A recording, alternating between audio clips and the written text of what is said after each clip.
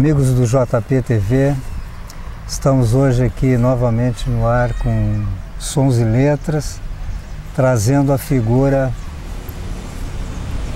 do nosso amigo aqui, o grande ilustrador. Grande mesmo. Grande mesmo, largura, altura, tudo. Nosso chargista Daniel Vercellese, mais conhecido como Versa. E aí, seu Vercellese? E aí, time, como é que estamos? Grande, então, em todos os sentidos. Principalmente de largura, né? Cada vez mais largo. Mas eu não vou fazer aquela pergunta clássica, onde é que tudo começou e tal, né? Porque tu já disseste em outras oportunidades que tu começaste cedo, né? O que eu quero saber, assim, é o que te influenciou? Quem te influenciou? Algum desenho animado, alguma figura? Esse tipo de coisa eu queria que tu abordasse um pouquinho. Tá, joia. Bom, então, bom dia, boa tarde, boa noite, dependendo do horário de quem estiver assistindo. É um prazer estar aqui com o Nino, um amigo de não tão longa data, mas é algum tempo. E grato pelo convite aqui no espaço que eu acho muito bacana, que é a Estação de Montenegro. Bom, influências, cara, eu gosto dessa pergunta porque eu acho que é legal um cara ampliar um pouco, assim, tipo, que nem tu perguntou agora, né? Geralmente o cara fala de influência, você já pensa assim, o cara que desenha tem que ter desenhistas de influência, né? Uhum. E aí tu já entendeu aí, desenho animado, sim, né? Então é isso aí, cara, eu pertenço a essa geração do Brasil que, anos 80, criança, né? Eu sou de 78, então criança ali por 85, 86, que foi talvez o primeiro boom das comunicações, da televisão, cinema, né? Os filmes chegando mais rápido, logo em seguida o início da internet e tal. Então eu pertenço a essa geração que dá pra dizer assim que foi meio que criada pela TV, né? A gente assistia muita televisão. A babá eletrônica. Isso. Não, e até por ter uma intimidade com os aparelhos, cara. Tipo, eu percebi assim uma coisa que eu acho muito legal de lembrar da minha infância, que eu tinha uns 10 anos de idade e eu era o mais novo, caçula da casa. E eu era o técnico instalador de videocassete, de som, de antena estragava. Por quê? Porque eu percebo hoje isso na minha filha. As gerações que vêm, elas têm, parece que elas já vêm com os drivers instalados. Né? Elas vêm com os driverzinhos instalados, claro, assim, para aquilo que está acontecendo, né? Então, então eu depois, assim, 13, 14 anos, eu alugava filme para olhar, entende? Tipo, eu ia lá e enchi o saco do meu pai para alugar, porque eu já estava interessado em querer saber o que era Blade Runner, o que era, sabe, Chaplin, todas essas paradas que o cara ouvia falar, lia e tal. Então, tipo, essa intimidade com esses aparelhos talvez me ajudou a ter a pertencer a essa geração mais multimídia, que fala mesmo, que consegue... eu tenho um amigo meu que falou uma vez que eu achei muito bacana, assim, tipo, aqueles papos de tentar elevar a autoestima profissional ali, que ele disse assim que o trabalho que a gente faz de ser desenhista e autor, tu é como se tu fosse zagueiro, meio-campo e atacante ao mesmo tempo. Tu cria a ideia, tu escreve a ideia, tu esboça a ideia, tu desenha a ideia e tu finaliza a ideia, entende? No caso de um livro, né? Tu consegue fazer do começo ao final, assim. Então essa habilidade, esse poder fazer, né? E tu tá dialogando com 5 ou 6 mídias diferentes ali, porque tu vai ter que entender uma coisa que eu sou grato à minha mãe, porque na minha casa tinha muito livro, minha mãe sempre gostou de ler, então eu tenho uma intimidade de infância com livros também, mas essa coisa da redação, do português, da língua, o segmento que eu trabalho é comunicação, e tipo, quando eu comecei a estudar isso na faculdade, eu percebi que é a base, né? Então eu já tinha uma predisposição e gostava de moleque, porque minha mãe teve esse trabalho legal de me mostrar as letras, me apresentar a escrita como uma coisa prazerosa, e tu vê a tua língua portuguesa em todos os espectros que ela pode ter, desde do português, como nós estávamos conversando antes, do português falado mais coloquial, mais popular, o clássico, né? Então eu sempre gostei muito disso, de querer saber a origem das palavras, sabe? Eu sempre gostei muito dessa coisa de entender conceitos, assim, né? Ver a raiz no latim, por que isso significa, e aí automaticamente tu perceber que tem a ver até com o porquê daquilo, né? O nome já te diz o que é o conceito, quando tu vai ver a raiz da palavra, e assim por diante. Então, eu sempre gostei de escrever e isso me facilitou nessa parte de comunicação. E aí, na sequência, vem a questão do desenho, aí a mesma história, tu quer ir um pouco adiante daquilo. Tu tá ali desenhando, tu tá criando teus personagens, e daqui a pouco tu quer começar a transformar aquilo em algo... É difícil escolher as palavras, mas tipo assim, algo palpável, um produto. Tu quer transformar aquilo que é pra ti uma brincadeira, quer um mostrar, passatempo. né? Tu quer mostrar, tu quer expor e tu quer senão também não tem sentir, sentido, tu quer... né? não sei se é questão de sentido, mas tipo, tu quer sentir, tu quer ter a sensação, tu quer...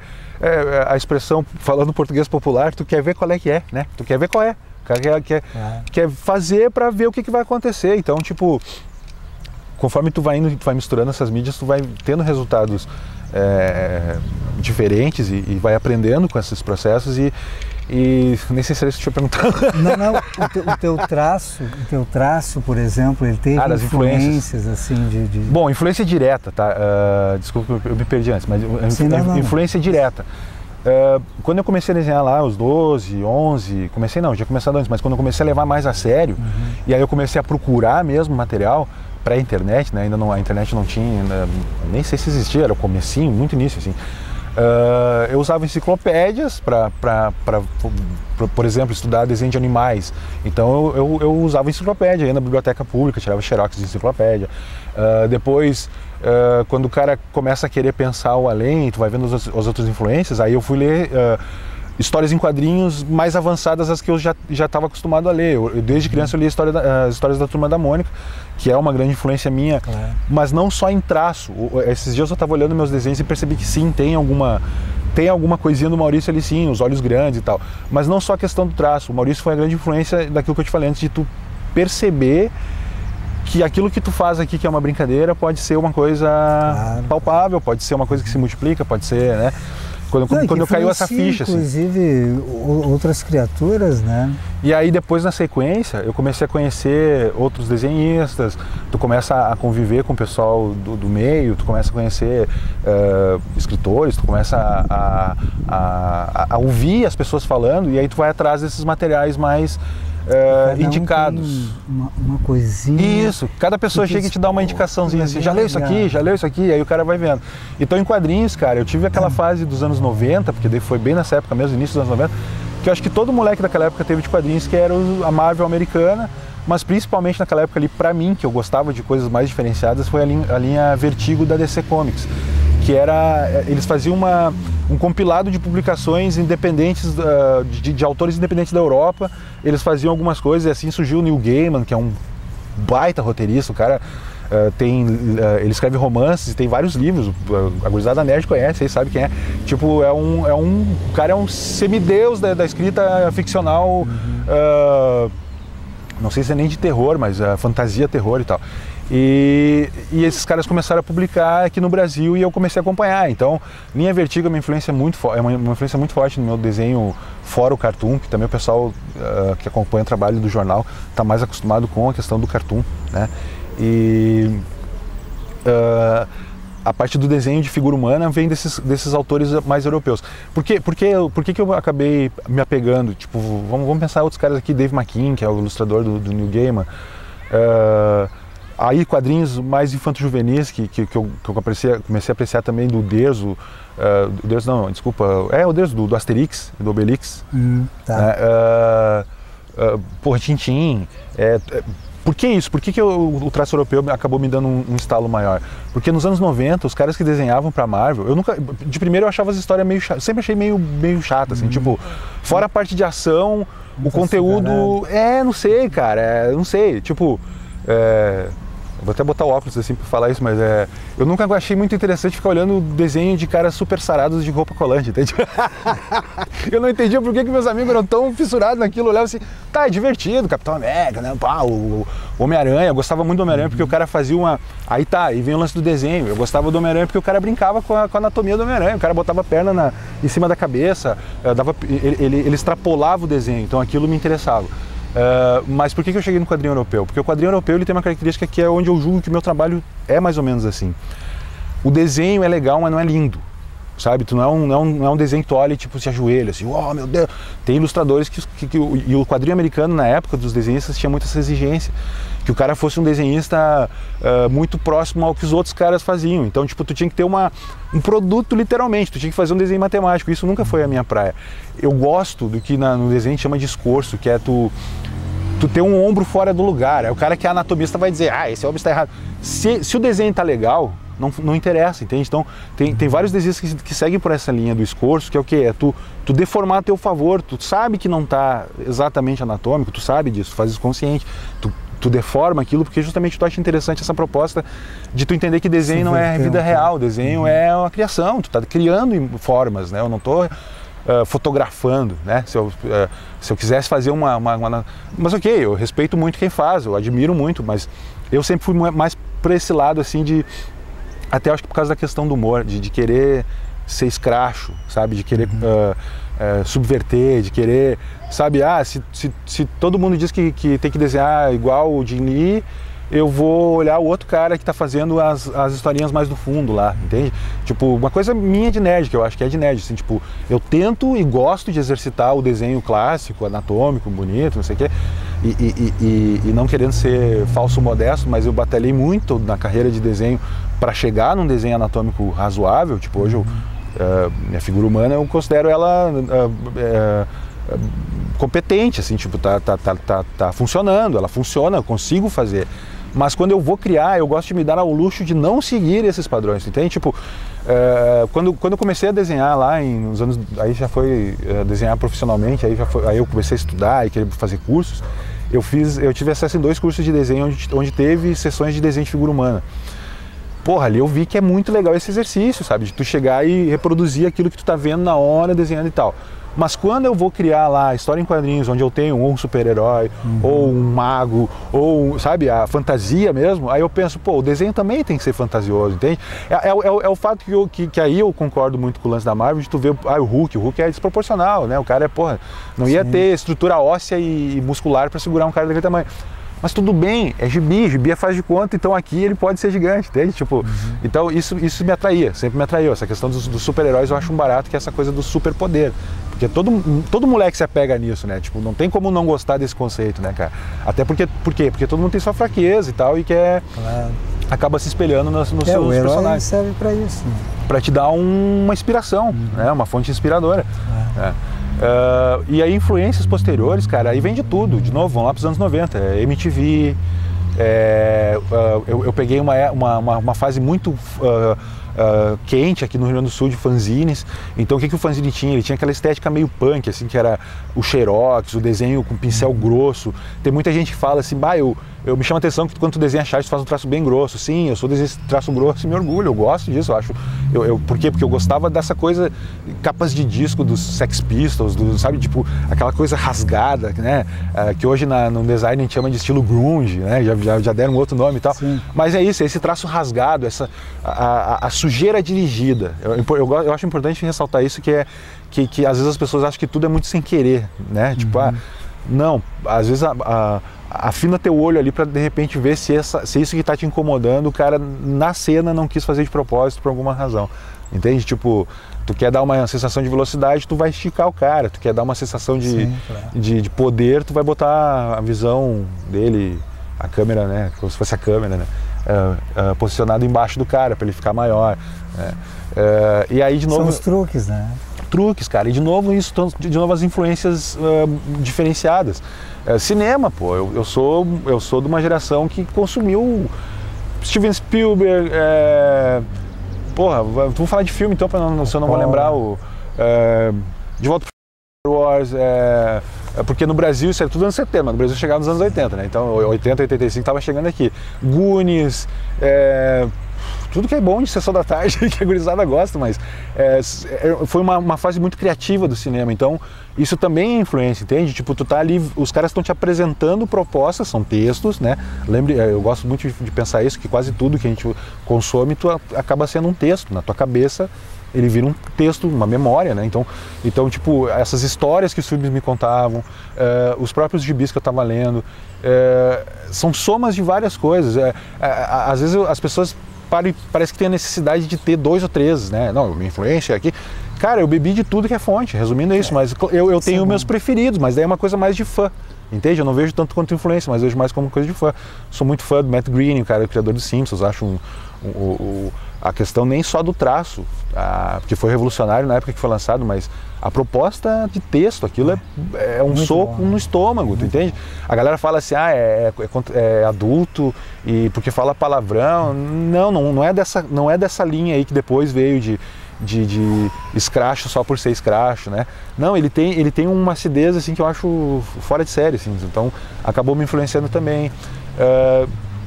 E eu gosto de ressaltar, cara, influências reais também, palpáveis, do tipo pessoas, sabe? Tipo, é o que eu iria te perguntar, Wilson, assim, ó. Que o cara conhece na vida, sabe? Tipo, próxima. Quando tu faz, por exemplo, uma charge ou coisa assim, tu tens essa preocupação sociopolítica, assim, de mandar alguma mensagem real, assim, para as pessoas? Tu diz da imagem ou no Não, texto? através por exemplo, da charge. Sim. Através da imagem, né? E do texto, lógico. Sim. Cara, elas estão juntas, né? Não, eu pensei, digo no sentido de pensar os personagens, porque uma vez, antes tu perguntou para mim falar coisas que nunca me perguntaram, né? Então eu vou falar uma agora. Algumas pessoas me perguntam, e eu tô trabalhando em cima disso, de criar personagens, tá? Né, trabalhar em cima de personagem, criar cria um fulano Zé do cabelo lá, isso, e aí trabalhar em cima dele. Só que quando eu comecei a fazer a charge, a proposta era a charge, e eu fui estudar o que era a charge, porque quando eu participei de uma pré-seleção, mandei material, o pessoal chamou, eu quis entender o que era, porque eu sabia mais ou menos, né? Eu sabia como eu acho que quase todo mundo sabe, que é aquele desenho que tem dentro do jornal. Mas daí eu fui atrás de saber o que era isso, de onde vinha isso, o que se alimentava, qual a função, né? Qual é a proposta, etc. Aí eu descobri que não tinha personagem. Então foram anos e anos usando a cabeça para criar a charge, e aí a parte de personagem ficou em projetos mais aleatórios, assim, projetos mais não tão sequenciados, né? Tipo, acontecia de vez em quando alguma coisa que tinha que criar um personagem alternativo. E aí esses dias, pensando nessa questão do personagem, eu comecei a olhar as minhas charges e rever elas, porque eu queria ver as semelhanças que eu tinha, porque quando tu perguntou agora o lance de basear em... não perguntou isso, perguntou... Por favor, corta isso, depois que eu me embaralhei todo agora. Se tu reparar, se tu começar a olhar as charges, tu vai ver que eu tô sempre variando. A minha proposta é essa. Acaba se repetindo, é óbvio, porque a humanidade é assim, né? Os rostos se repetem, cabelos se repetem, nariz se repete. Mas eu sempre quis brincar de fazer isso, de cada bonequinho que aparece na cena, eu quero botar um nariz num formato, sabe, dar um biotipo diferenciado para ele, um tom de pele, um tipo de cabelo assim, enroladinho, curto, comprido. Por que isso? Porque não é só uma questão de levantar bandeiras, ou né, mas é uma crença minha mesmo de não acreditar em preconceito, de entender que a existência é uma variável. Tipo, se tu olhar para as pessoas na rua, tu vai entender que é assim. Então o cara alimentar na cabeça que eu odeio esse tipo de pessoa, eu não concordo com esse tipo de... Tá viajando, tá perdendo tempo, porque não é real. A realidade, o mundo real, né? E aí, como a charge ela é uma fotografia do mundo real, com uma forma cômica, nos biotipos eu sempre me preocupei em tentar fazer justamente essa variação, principalmente porque a gente é brasileiro. E aí o Brasil é um espetáculo. Eu na minha história de desenhista, eu tive uma fase, faço isso até hoje, mas eu tive uma fase que eu fazia muito, era ir em eventos e desenhar as pessoas, tá? A famosa caricatura. E aí era uma coisa maluca, que eu sempre gostei muito de desenhar, eu tenho tendinite, não tenho medo de desenhar, então às vezes hoje eu entendo que eu estava forçando aquilo para eu me exercitar.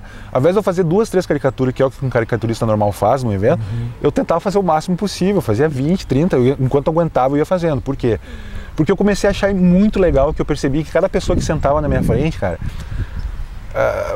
falando tecnicamente como um desenhista agora, eu olhando aquela pessoa com olhos de computador, vamos dizer, né, eu registrando para desenhar, fazendo aquele foco de olhar, eu reparava que cada pessoa que sentava o nariz ia mudando, sabe, sempre mudava, eu nunca tinha tédio, eu nunca repetia o traço, sempre mudava. Olho, o eixo do olho, alto, baixo, meio, caído, não sei o quê, boca, carnuda, fininha, a mandíbula superior para frente, mandíbula inferior, isso tudo muda o desenho, E aí eu achei isso muito legal, que me dei conta, assim, desenhar figura humana no Brasil é muito interessante por isso, porque tu tem modelos variáveis de tudo que é ponta. E aí tem uma coisa mais louca, então, em estudo antropológico, vamos dizer assim, que tu percebe as diferenças de traços étnicos, de desenho da pessoa, por região, sério, por região, por cidade, por influência de sociais mesmo, sabe? Tu vai num bairro mais afastado lá, da periferia, comunidadezinha, tem um biotipo que é um pouco mais predominante. Tu vai lá na fronteira, é um outro biotipo mais predominante. Tu vai para Santa Catarina, tu vai ver que há uns biotipos bem mais interessantes, femininos. Não, mas tu entendeu o que eu quis dizer? O desenhista, a gente tem, eu percebi isso conversando com outros desenhistas, o cara que desenha, ele acaba sendo um curioso visual. Então tu tá sempre observando, tu tá sempre percebendo essas diferenças, assim. Tipo agora a Copa do Mundo, né? Tomamos esse tu, foi... Sim, difícil de engolir, né? Difícil de engolir, exatamente. Tu na Copa, tu olhando as imagens, pô, é gostoso tu ver isso, porque tu percebe justamente essa variação, né? Uma coisa que eu acho, por exemplo, assim, falando então para um público que eu trabalho, que é o adolescente, que todo mundo passa naquela fase de discutir o bonito feio, né? Rola bullying, porque rola exclusão, aí o que não tem aquele rostinho padrão da televisão ou da revista já se sente acuado, etc. Eu relaxei nisso quando eu entendi isso, cara, que tipo, é uma matemática muito variável, é um algoritmo muito grande, tem tipo... Não queira ter um rosto comum, justamente o barato é o contrário, sabe? Quanto mais individual, quanto mais exclusivo, né? O teu desenho, o teu próprio desenho, sabe? Eu sempre achei isso muito mais interessante. Então, nesse ponto, até nisso o desenho ajuda, cara. Eu trabalho isso em escola hoje com a gurizada, essa questão da autoestima, sabe? Tu conseguir desenvolver uma coisa ali nessa habilidade, ela te faz ter... percepções e entendimento de várias outras coisas ao mesmo tempo, assim, que é essa coisa de tu te valorizar, de tu entender que tu pode fazer alguma coisa e justamente de proporcionar formas diferentes de ver as coisas. Eu gosto muito de entender que, como eu sou um artista visual, eu uso a visão, então além da visão física, são pontos de visão, né? Também em termos de conceito, assim. Sim, claro. E as ilustrações? Aí ela vai de acordo com aquilo que o cara, vamos dizer assim, te sugere, ou ele te deixa o texto livre para... Depende de cada projeto, cara. Quando o projeto é mais envolvido e relacionado à propaganda, publicidade ou comunicação, ele já é mais dirigido. O pessoal já te manda um briefing e já te dá assim um hall ali de 5, 6 estilos. É mais ou menos aqui por aqui, né? Então eu adapto o meu traço e executo, porque é um trabalho pontual, assim, né? Ele tem um propósito. Quando é livro, ou quando é capa de livro, capa de disco, que tem essa coisa mais artística, e geralmente rola uma coautoria com o autor, me dão mais liberdade. E é bom tu perguntar, porque é um processo completamente diferente do processo da charge. Porque daí o pensar, todo esse papo que eu falei do pensar, do raciocinar o desenho enquanto tua opinião, blá, blá, vai por água abaixo. Aí fica o pensar mais de desenho mesmo, que tem vários autores que falam de uma espécie de transe. Quando tu vai fazer um desenho mais elaborado e tu vai usar técnica variada, aquarela, ou trabalhar como eu fiz no da Márcia ali com grafite, ou tu vai trabalhar carvão, ou tu vai trabalhar um material que te exige paciência. Paciência, essa é a palavra, porque tu tem que fazer lentamente para não estragar todo o desenho. Tu entra num foco tão grande que as pessoas achavam e chamavam isso de um transe, mas não, na verdade tu tá mega focado, porque tu tá raciocinando com a ponta do teu dedo, né? Tu tá esfregando o material ali, tu tá pensando, tá, agora eu tenho que ir pra cá. Não deixa de ser um transe, porque ela mas aí essa parte desse desenho, esse desenho mais elaborado, mais complexo, ele passa um pouco dessa fase criativa solta, desprendida, e passa por uma coisa mais do foco físico até, posso dizer, entendeu? Eu gosto muito de conversar com músicos, né? Por isso que a gente já trocou bastante ideia, porque eu gosto de comparar as coisas. Eu sempre falo muito assim, tipo, quando tu admira uma banda, aí tu ouve o disco, né? Tu escuta o disco, pô, tu gostou da música, tu ouviu várias vezes, virou fã, adorou o som. Aí um dia, de repente, tu teve a oportunidade de ver um show dos caras ao vivo. Tu vendo o cara fazendo a performance, ali que tu realmente percebe o que é aquilo que tu gostava, entende? Tipo, tu gosta igual, ouvindo só a mídia, o produto final, né? Tu vai gostar também. Agora, quando tu vê a performance, tu compreende. Eu acho que é isso, tu participa, né? Tu tá ali vivenciando aquilo. Então, no desenho... É um momento mágico, né? Isso, e no desenho é uma coisa que é diferente, porque a minha performance, ela é individual, ela é solitária. A performance do desenho, tu não tem... Tu pode até ter, claro, tu faz hoje várias atividades multimídia e tal, mas tu tem, geralmente o convencional do sketch, do cara quando ele está planejando o desenho, é ele, a mesa e a luz, né? É uma atividade solitária e quando ele vai expor, aí, quando o público vai absorver aquilo, já está um produto pronto, né? E a música eu percebo que parece que é mais interessante a música está sempre... A execução... Ela está sempre variando. A não ser que mesmo as orquestras, eu acho, sinfônicas, de vez em quando o cara faz um arranjo diferente. Não, e até porque fisicamente é impossível de tu repetir, né, cara? Igual nunca é, né? Não é uma máquina para calcular segundos. E nesse ponto o desenho ele fica plasmado e é aquilo ali, né? Mas a performance, ela... Claro que depois tu poderia refazê-lo, se fosse o Fazendo um comparativo com a música, eu acho que que eu também estudei essa palavra por causa da música que tem, para trazer para o desenho, é o que vocês chamam de virtuoses. Os virtuosos. Os virtuosos, quando o cara tá solando uma guitarra lá e aí, né, ele desliga do mundo, aí o cara diz, baixou uma entidade ali e tomou conta do corpo dele. Não, na verdade ele está num estado tão forte de concentração que o resto da percepção dele está desligado e está focada só naquele momento ali. Então o desenho é mais ou menos isso. Parece que tudo apaga, né, é o clássico. Tua mulher chega e fala, tá pegando fogo na lixeira ali, tu tá, né? E continua no desenho. É quase isso. Então por isso que esses tempos alguém me perguntou, eu falei que eu gosto de desenhar no silêncio. Porque eu percebi essa diferença, sabe? Quando tu tem uma influência externa, telefone, eu gosto muito de desenhar de noite, por quê? Porque não tem telefone, maldito telefone, cala a boca, né? E finalmente ele vai dormir.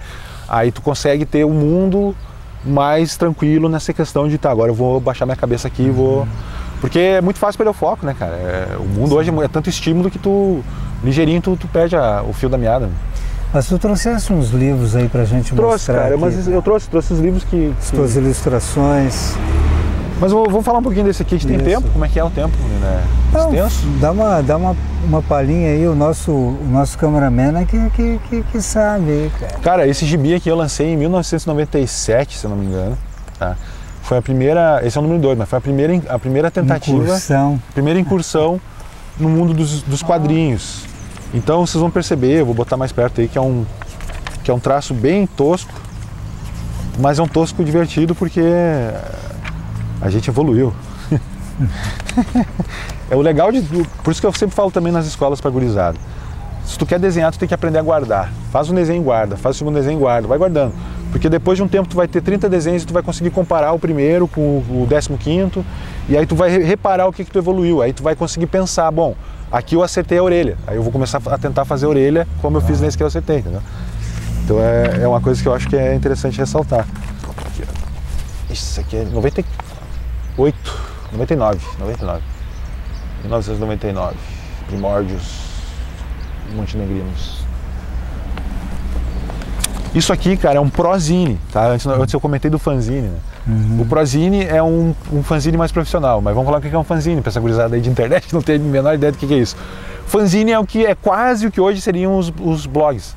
É uma produção que tu mesmo faz, que tu mesmo monta e tu mesmo distribui. Então na nossa época a gente fazia isso de um papel, então tu botava desenho, foto, recorte, texto, poesia, tinha fanzine de tudo que é tema, foi de música. O termo fanzine que é de Fanatic Magazine, revista de fã, revista do fã, né, do fanático. Então é sempre um tema que é abordado. E aí dos anos 90 tinha muito de quadrinhos, foi um boom de fanzine de quadrinhos. E essa revista aqui ela acabou sendo uma evolução. A gente fez o primeiro bem que nem zine e o segundo já foi um prozine, que é a capinha colorida, um pouquinho mais caprichadinho. Mas o princípio básico do conceito do fanzine é mais ou menos o que os blogs geraram logo em seguida. Não fica com as coisas na gaveta, não fica te escondendo, né? Se não tem uma grande produtora, se não tem um grande canal, se não tem um grande estúdio que vai te contratar, gera tu o produto que tu quer fazer, entende? Isso eu acho que até um pouco de uma herança dos movimentos punk mesmo, do faça você mesmo, né, cara? Vai lá e põe a mão na massa, né, cara? Nos anos 80 se fazia muito isso. Aqui, o underground, a fase maior do underground do Brasil foi nos anos 80, que foi a primeira aparição dos fanzines. Aí depois deu uma amortecida, e aí 93, 94 ali os de quadrinhos trouxeram deu uma reforçada de novo, assim, que teve nessa época ali um período que foi bem legal. Só que como veio a internet, aí hoje o que a gurizada tá fazendo? Tá fazendo webcomics, que é quase um fanzine, só que eletrônico. Uhum. Então tá, gente boa, esse aí foi o Vercelhese visto por outros ângulos, e a gente agradece aqui a presença do Vers. Obrigado pelo convite, né? É sempre bom trocar um papo cultural. Sempre eu sei que eu falo muito, vou dar um pouco de trabalho para o editor, mas eu tenho essa característica de ser bem prolixo, assim, de falar bastante. Mas eu acho que tem tudo a ver com o que nós estávamos conversando até agora, a necessidade de se expressar. E eu acho isso... E tu contou a mim e aos amigos aí algumas coisas que a gente não teria acesso se tu não tivesse colocado na roda. Isso aí. Mas então tá, a gente se despede então e prometemos voltar um dia desses com mais uma outra figura. Obrigado. Feitoria.